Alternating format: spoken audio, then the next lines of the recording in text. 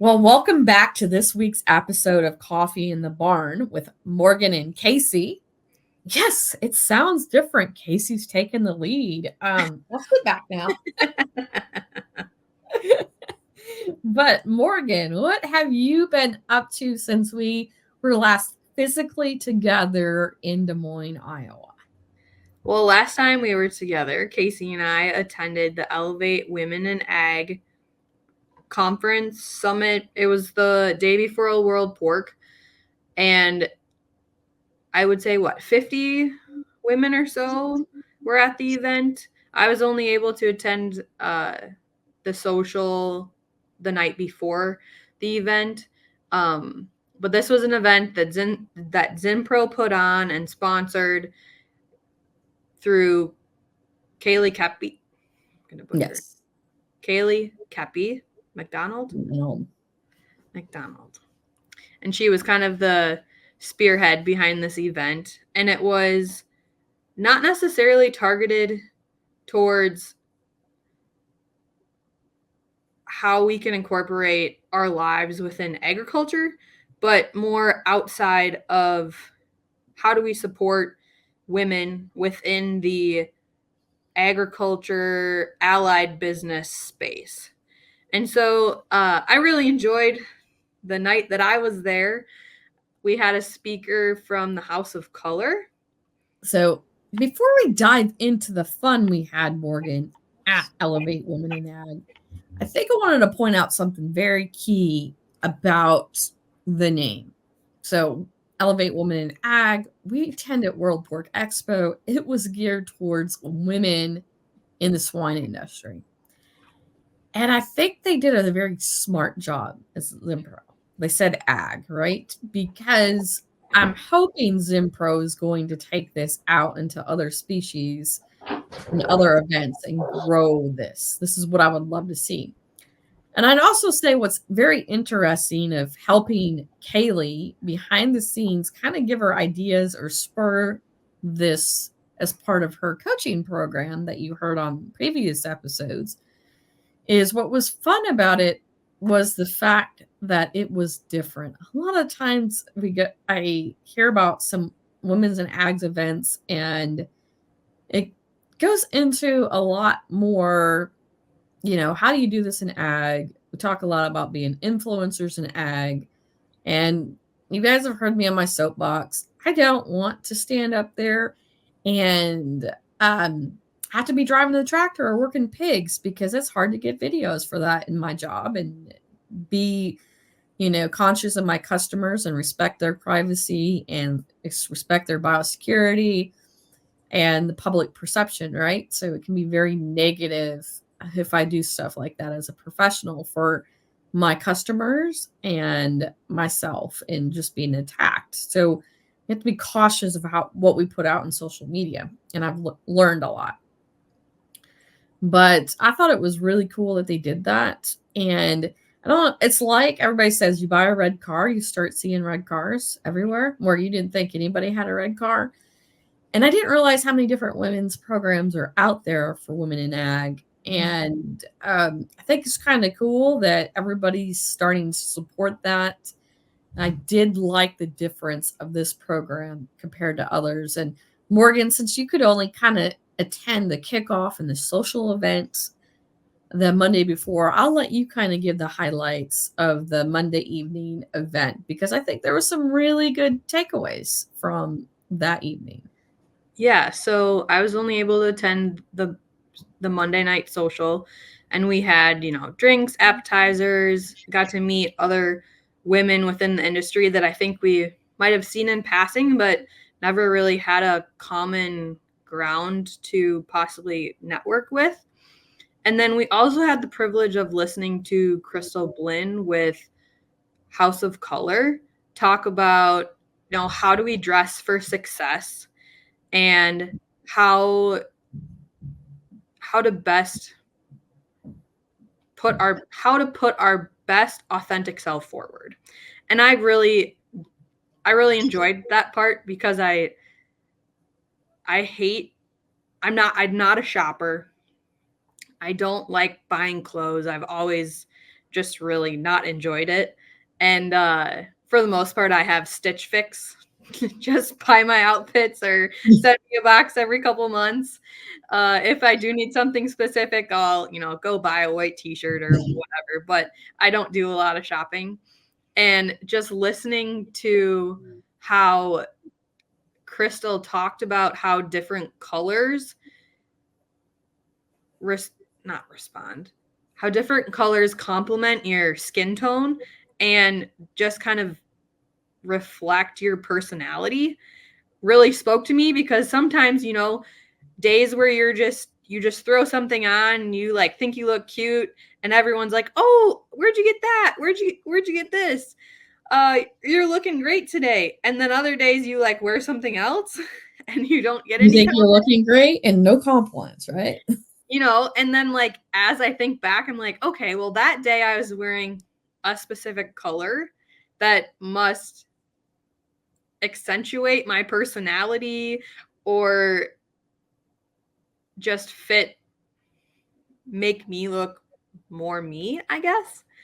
And so I've actually never gotten my colors done. So it's a whole couple hour ordeal where you go sit in a studio and they take a bunch of different swatches and hold different colors up to your skin and see which ones, make you look washed out or which ones complement your skin tone the best.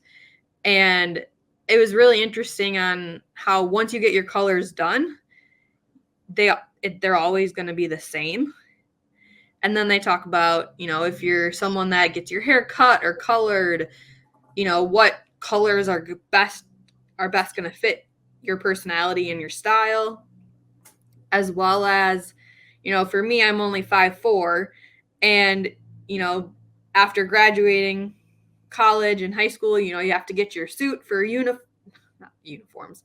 You have to get your dress suit for interviews.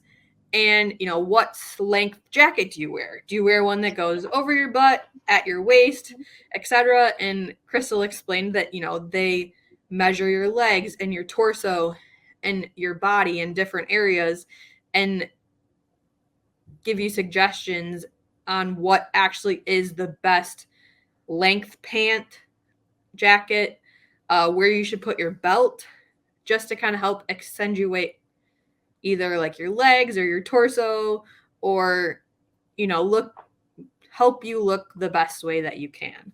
And so I've never gotten it done, but I'm hoping in the future to take advantage of doing that. And I think that one takeaway I had from it was I think that there should be a class like for graduating seniors in high school or college to get their colors done. I was going to say, it's on my list. I am going to get it done. I don't know when. Maybe that's my birthday gift that I buy myself and go up to Kansas City, or hopefully maybe there is even somebody in this area that does it. But I did reflect on it. And so one thing she said is everybody should wear lipstick. Yep. And I'm like, oh yeah, lipstick just, if I don't wear any other makeup, mascara and lipstick just sets my skin apart. And I'm not that one that really needs a lot of makeup. And I've always struggled. Do I want to look like the really polished people that just look so put together? And I'm like, I can never pull it off. I'm sure a professional makeup artist can make me look good. But going back and practicing that, I would agree. A lipstick just totally changes how your face brightens up. As long as it's the right tone, because I have a few that I'm like, oh my gosh, they make me look like a dead vampire. Well, I can tell you're wearing lipstick today. I am not. Yeah, I am. I put some eyeshadow on, and then everybody's really liked my gray blonde look, and I said, okay, I'm going to embrace that. I used to love coloring my hair different colors and stuff, and I'm like, I'm getting the compliments on this light color. I probably should say, and here's the funny thing, it's my natural color, right? Yeah. I was a blonde when I was a kid, and the white is natural. So it's very easy for me. I've learned that I'm probably actually a cool color person, even though I wanted to fight that. So I really love to wear blues. Not sure I'm in my color family, but I'm doing my own house of color. Um, Another takeaway I found from her was the fact that um, black, right?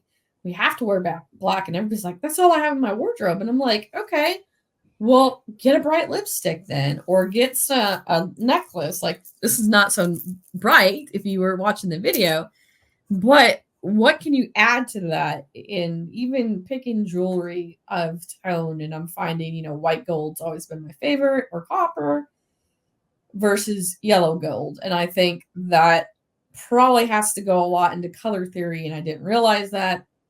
You see behind me if you're watching the video, look at the colors above me, and I put a lot of design into my cards on color. And my aunt's always said I've had, compared to all the other quilters and artists that she's trained, that I have a sense of colors and others don't.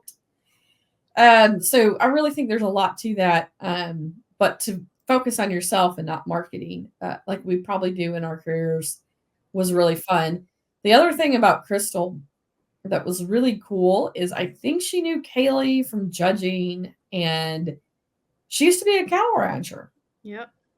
Have cattle. She worked in ag. She's worked for some amazing stuff in marketing and different things. And she gave her story. It was, and this, and this. I thought that was right. Cattle farmer and this. And her talk was also very empowering to me, from the fact, she totally went different direction, and her husband and her want to give back to youth, right? They want to mentor, support youth in their community. They bought a bowling alley, and they got rid of cattle so they could do that.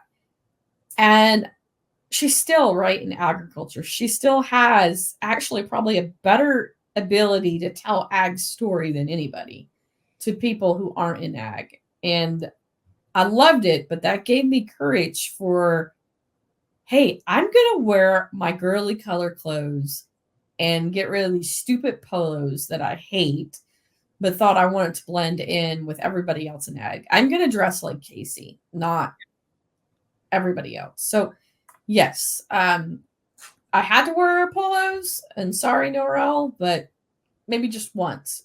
Or if I'm doing bleeding chickens, things like that, clothes I can get dirty. But I'm going to try to be Casey in how I dress.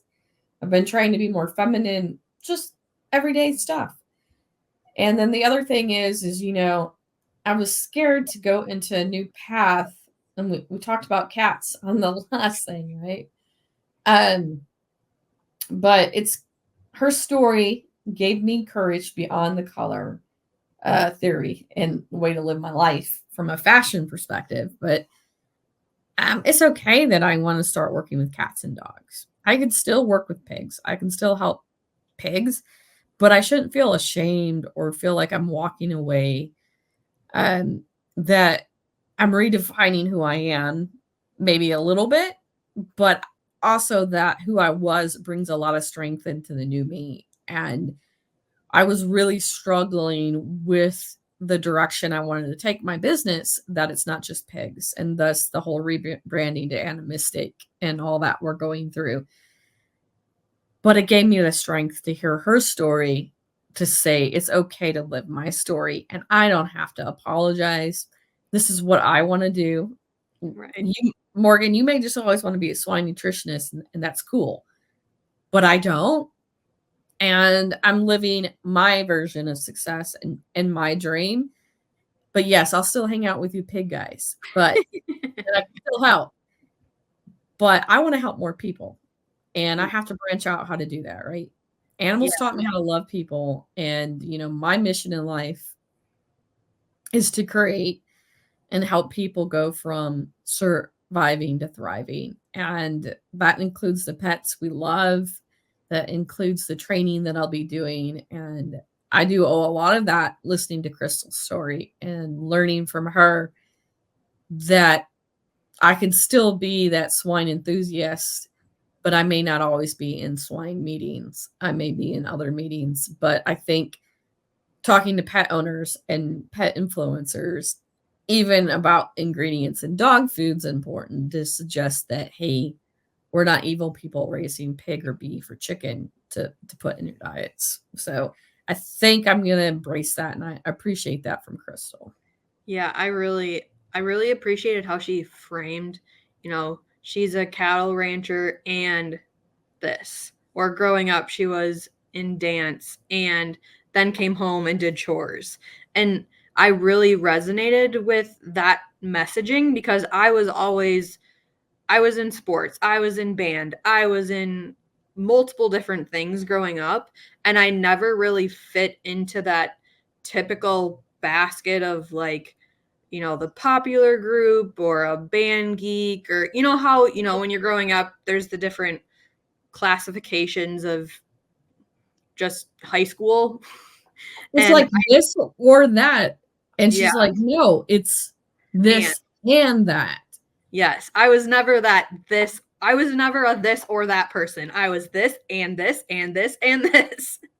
And now I'm a swine nutritionist and a mom, and I enjoy doing triathlons. Like And a influencer and a podcaster.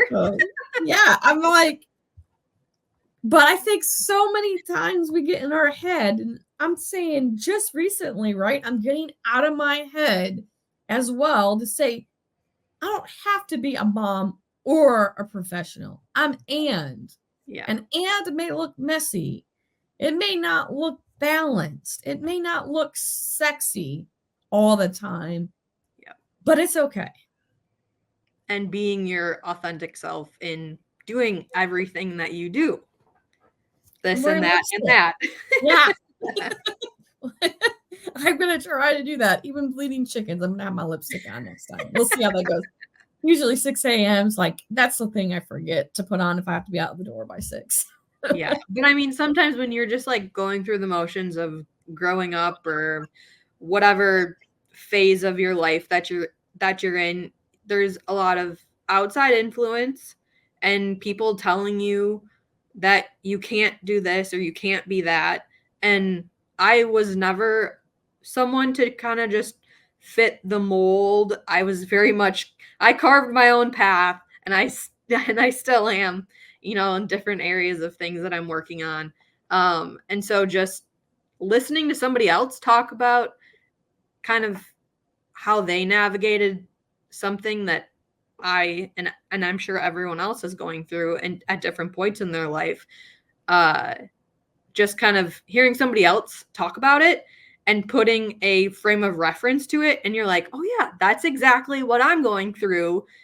It might just look different.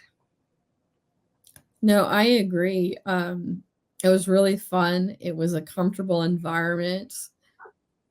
I loved the fact that Zach and a couple other male colleagues from Zimpro were there.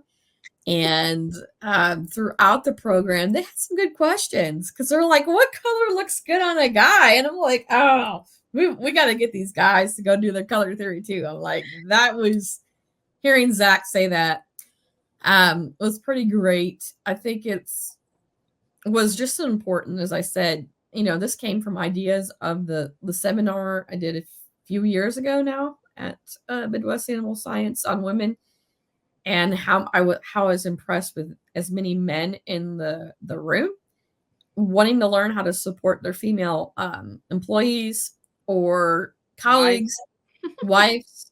I think that's really important. And we're going to get into some discussions around this because I think this ebb and flow on gender, we keep bringing that up. This podcast is not just for women. We happen to be women and we happen to be moms. So obviously you're getting a lot of that.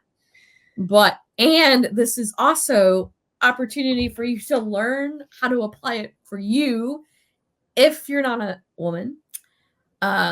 If you're not a mom, there's stuff here for you to learn. And I think going there, it was awesome to hear the women listening to our podcast that necessarily aren't moms yet, but finding value in this podcast and being part of our tribe, and we're being part of their lives and part of their voice too. And that was great feedback of hearing, oh yeah, I've been listening to the podcast. I absolutely love it.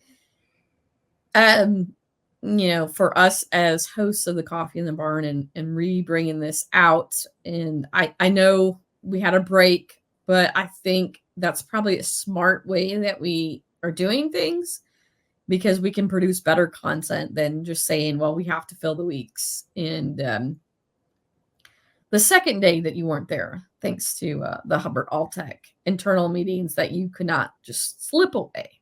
I was gonna ask, how was the rest of the meeting? We are going to have Casey Boyles on our podcast soon, and it's coming up. It may not follow this one, or it may. So yet to be determined. But she's with AgriMinds. She's a coach, and she teaches people how to, work-life balance, get out of their career stuff, their mindset, like a mindset coach primarily. But she's also a certified trainer for Working Genius. And I made all my employees take it after I got back. And I found it really valuable. And you're like saying color theory, right? I almost think a Working Genius and some of these personality tests need to be done in high school because we get set. I was just having a conversation with Dr. Kim Livingston and how she's trying to mentor younger people. And she's like, yeah, everybody wants to send them to be vets. And they don't realize what an immunologist does or this does. And I think understanding where you're a zone of genius, I'm like, oh, this so makes sense. I totally agree with my zone of genius and why certain things frustrate me. And I had to say, I found out that I'll bring you great ideas. I'll bring you solutions and I'll tell you if they'll work or not. That because my Working Genius it's an I, like an innovator, which is problem solving, and a discerner. So like, does it work or not? And I'm like, yep, that fits me very well. But I'm not a cheerleader, which is like a galvanizer. And I can't think of tenacity, the T, right? The G and the T's. Those are my weaknesses, my frustrations. Because if you don't like my solution, I don't care. But to do sales, you kind of almost have to keep pushing. Yeah. And I'm like, maybe someday I'll have the right solution for you. But if you don't like me, I'm like, and you don't find it of value, I did my part, right? And I move on. And I found like in sales roles, being that cheerleader, I'm just not that. I'm here to help you. I want to be your partner and work with you with solutions and figure out if it works or not, it doesn't work. And I'm okay with it working or not working. Where some people, they get on projects, they want it to work no matter what, even though the ROI is not just there and we can't sell the damn product, but because they invested millions of dollars in a project, they want to keep it going because they're galvanizers and they have tenacity. And I'm like, the ROI is not there. Let's move on.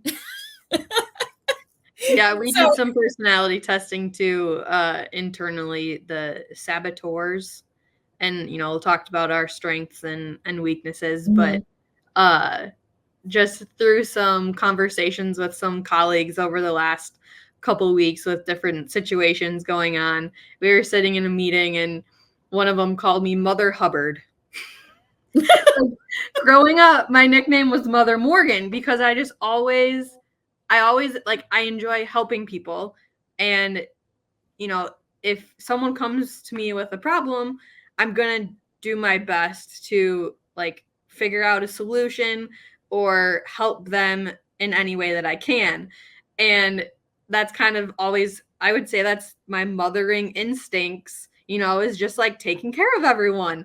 And one of my colleagues called me Mother Hubbard. And I was like, actually, that fits really, really well because growing up, I was always Mother Morgan. Like I always had the Band-Aids or the snacks, or I was always prepared and like always trying to figure out how to help people. And I was like, okay, no, that works. And I thought it was really fun. And we did it like the group of a table. And so we saw, and obviously we sat with people we didn't always work with, but it was kind of really important as a leader looking at this and be like, and why I made my team take it. I'm like, man, I need to get some G's and T's on my team. And I do have some that are G's and T's. So I'm like, So it was an eye opening of building a team where I know where I'm frustrated at. Now I've been delegating those tasks.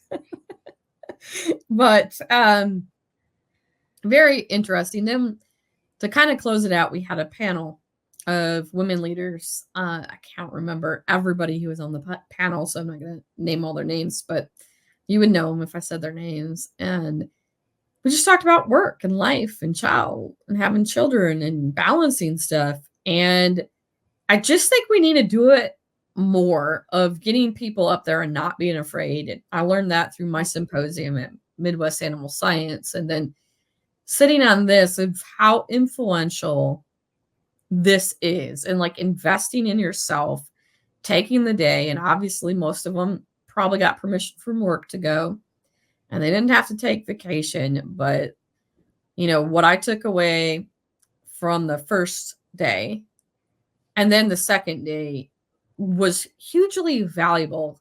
And I didn't go in there thinking I had no expectations for the event. I don't necessarily need to talk about children work-life balance. I'm here talking about that to help others, right? Navigate that careers. I do that.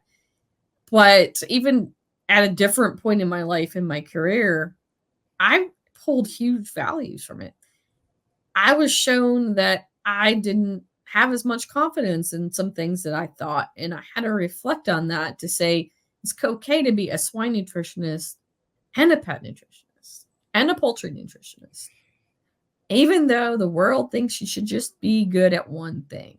Yeah. And, for me, that's been a game changer of my mindset and my business push. And from another thing, I never thought I could work with cats and have my dream and work with pigs. And here I am doing that. And I just feel like going to that event, unless I don't get invited to something that for 2025, there will be an event like that on my calendar of like an in-person event, because the virtual stuff had not been as helpful for me to go and invest in myself a day, 2 days because there's something for everybody to learn. And I think even the gentleman in the room had great insights, great questions. Zach was asking questions of how to support his wife, how to support Kaylee's his employee. And this has been part of her growth and her leadership. And he, supporting and championing that for her and us women in ag, beyond Kaylee, to see that, right? That's kind of all I have to say. I'm just going to say before we go and I forget, and we can get off topic here because we have to wrap up. We're notorious for going over time. Thank you, Zimpro, for doing this. Thank you for stepping up and making me consciously aware of there's a lot more support out there than I ever thought there was. And I'm excited to see us, instead of competing against each other, that we are helping each other grow and thrive. And obviously that fits my mission. So thank you from the bottom of my heart, Kaylee, Zach, Zimpro team, for sponsoring the event.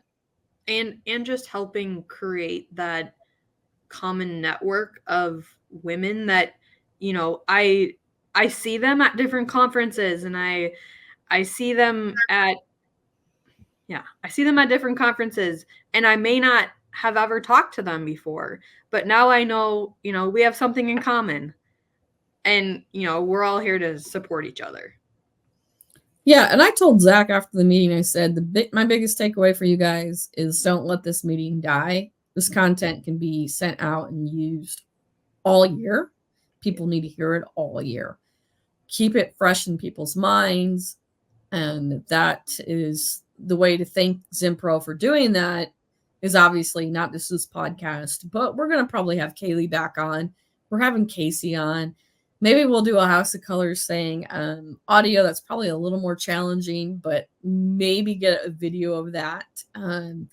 Just go do some styling tips in the future. And just keep that mission alive of we're here to support you. And we want you not to we don't want you just to survive, because I know what it's like to barely survive. I want you to thrive, because that feeling of thriving with being who you are and not pretending to be somebody else is, oh, it's just, I don't know, life Refreshing. changing. Yeah, it's refreshing, but life changing that I'm finally going to be 45 and can say, and I think that was one of the things they said, right? It takes time, wisdom, time, but to be the person I want to be. And people still love me. That's what people love about me. I get that from my customers. We loved how refreshing and honest you were in our product reviews. We just want more of that. And I'm like, well, honesty is what you're going to get. You may not like the answer, but I'm going to be nice about it at least. Yes, I've definitely learned, through the different, as you get out into the real world and you're working with different people, like you're not going to click with everyone. Not everyone is going to like you, and you need to be okay with that as long as you're true to yourself and your authentic self whenever you show up. Oh yeah, I have no problem with. As I tell people, I think I fire customers versus them firing me because there's some people I just don't click with and I don't want to click with, and having that option is great. But I think that leads into a good action item. Yep, that's what I was gonna add. But I was going to say I don't know if you're going to have the same one, but my action item is what lie have you been telling yourself? Oh, that's a good one. My action item was just to show up as your authentic self. And that goes into that. So Yeah. if you're telling yourself a lie and you're putting on a show to cover because of that lie, you're not being authentic. So I think it goes hand in hand. And I think before you can be authentically you is what lies have you been telling yourself? I have to wear branded polo clothes to every event so people know what company I'm with. No, I don't. I can be Casey in bright colors and a different haircut, a different color, jewelry, bright lipstick. That can be me. And this is what you get. Yep. What is the lie you've been telling yourself? I don't. If we're going to give them this action item, do you have one? I don't really have one. I've always had like points of doubt in throughout professionally, personally, but it's more a hiccup, I would say, than like something that I'm always living by, I would say. And sometimes you think you're not good enough, and then you're like, you kind of look at your life and where you've come from and the different challenges you've overcame, and you're like, yeah, that's not true. I've done a lot of things and I work hard, and I do what I need to do to get things done. And knowing that, I think I've always been like I don't want to say people pleaser, but I've always, I always try to go out of my way and help everyone and try to keep things relatively. I don't want to say I don't like to stir the pot, but sometimes I stir the pot. And I guess picking and choosing when is the right time to do that and when to like sit back and let someone else take care of that. Yeah, I don't know. I don't really. So you feel versus, I guess, some things in your life in the past that it's not a good idea for me to stir the pot. But if you're living authentically to you and you see a problem, you need to address it. Yes. And maybe it's the most of the tone. time I do. I would say I've been in the past, I've been one to just kind of like jump as soon as I hear of a problem or something's bothering me or something's happening. I sometimes still do, but I'm a little bit more cautious on like, I'll sit and ruminate on things for a little bit longer and figure out, what is the best course of action.